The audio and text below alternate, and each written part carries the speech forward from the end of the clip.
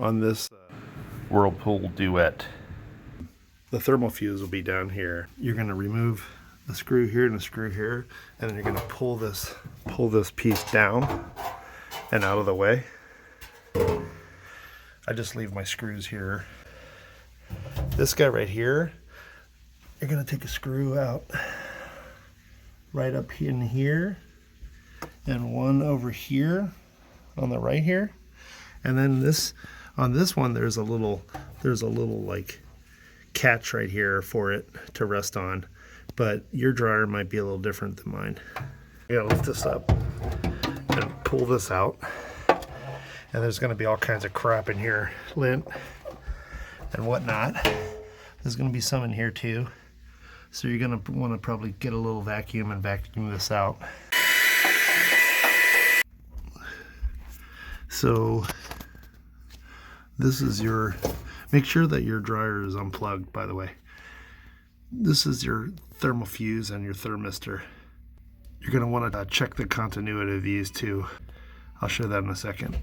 Check your thermal fuse. You're going to turn your multimeter to continuity tester, and they're going to take these and touch them together, and you'll hear a tone.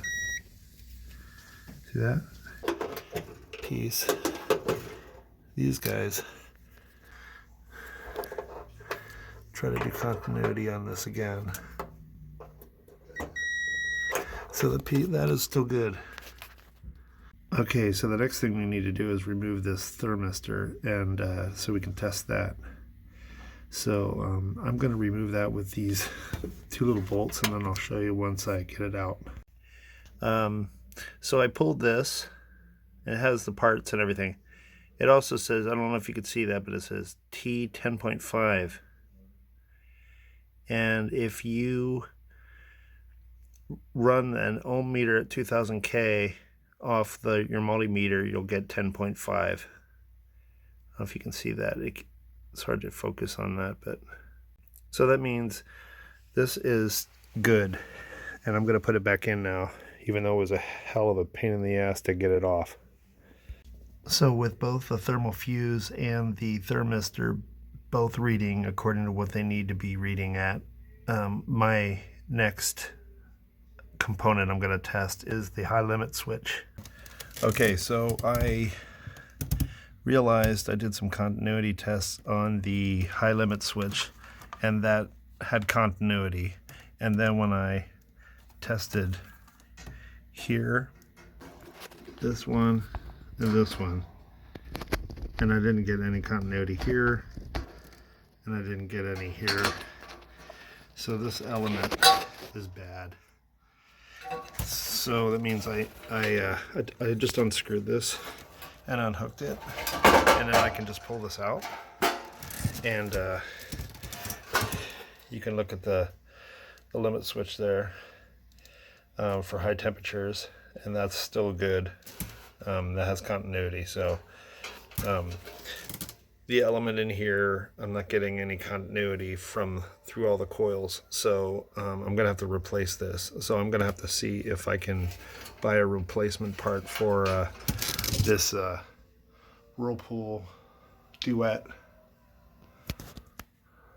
and it's kind of old, but I think Repair Clinic or one of the other online things might have the part. So I have the new element right here, and I'm going to test continuity on either side of it.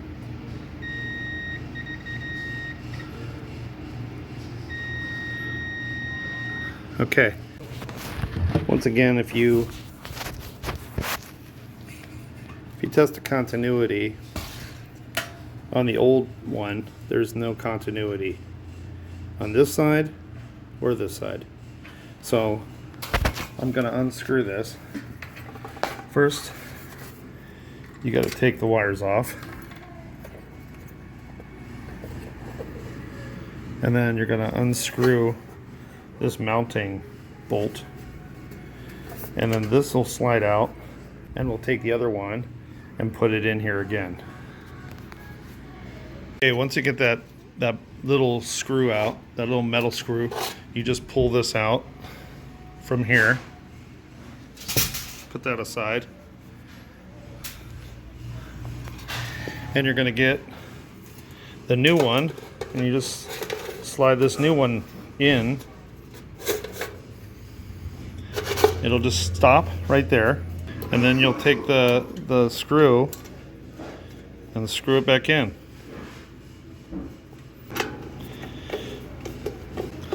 All right, so it's all reattached, and we're going to put this limit switch back in here. Screw that in, because that one works still. And then I'll show you, we'll test continuity again, make sure everything's hooked up again. Okay, so when you have that all connected, you're gonna reconnect this guy right here. You wanna have uninterrupted power from here to here. And then you're gonna connect this one to here, and this one to here. And this will give you the power from your dryer to get here, and then it'll go to here, go to the high limit switch, go to this one, power all of this coil, and return from here back to your dryer. We're going to test continuity on different areas of this to make sure it's all ready to go. I have the red probe on that side going through here, through the limit switch. We're going to go from here to here, and we hear a beep. That means this thing is going to work. You're going to put it back in here gently. You got to be careful, because you don't want to knock your cables or cords out. You're going to put it back in here and screw it in. You're going to screw it into these spots, and then you're going to put the wiring back on, and it should, if I'm correct, it should heat up. Okay, I got the one dryer, and I'm going to put this final one on.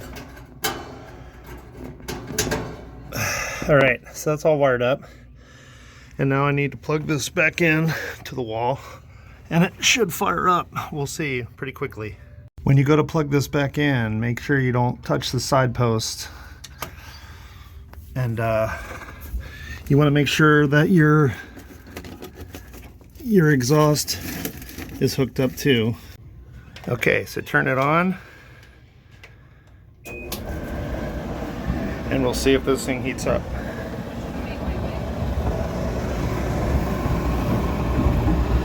And the element is starting to heat up.